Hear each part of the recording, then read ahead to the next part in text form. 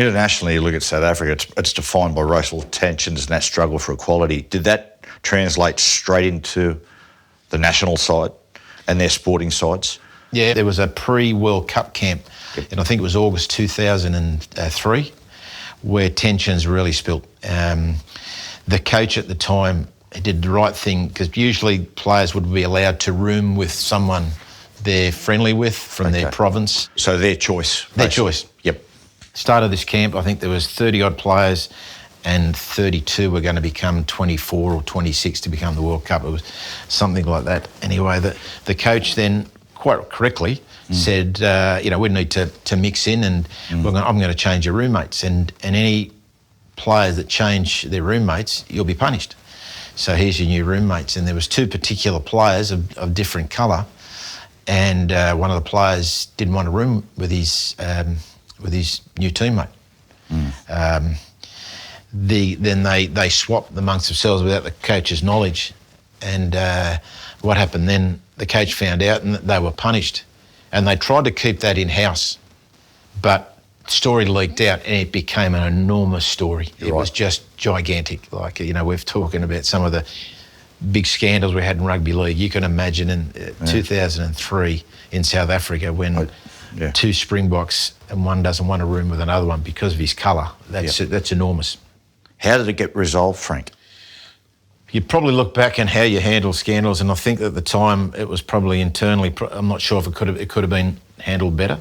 I think the coach had absolutely the best intentions. Was he getting threats from either side? He was, yeah. So basically, what happened once, amazingly looking back, and I don't know why, Matty, but both players were removed from camp. So suddenly, then the pressure was on the coach because he was one of three selectors, because the World Cup team was going to be selected, and he basically.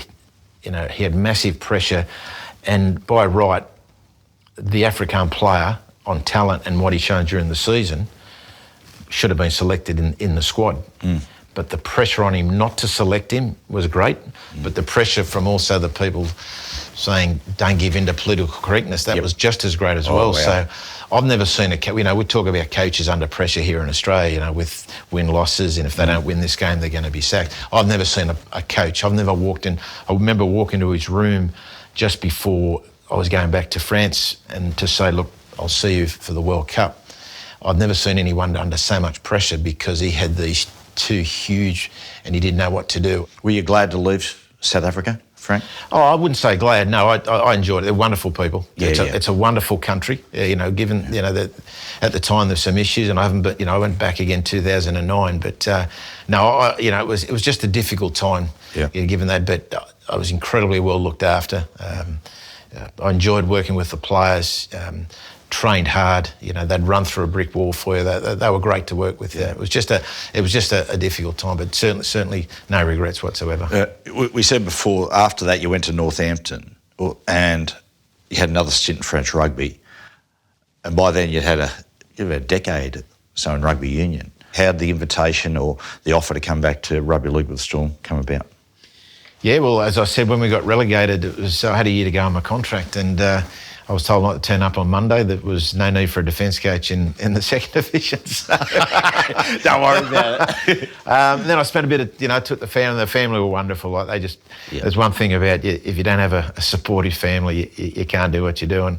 So we decided to do a little couple of months in France. We lived on a little farmhouse just outside of Brive, which was one of our arch enemies of Clermont. I'd always wanted to go back to coaching, so my thought I was go back to Manly and work with Desi.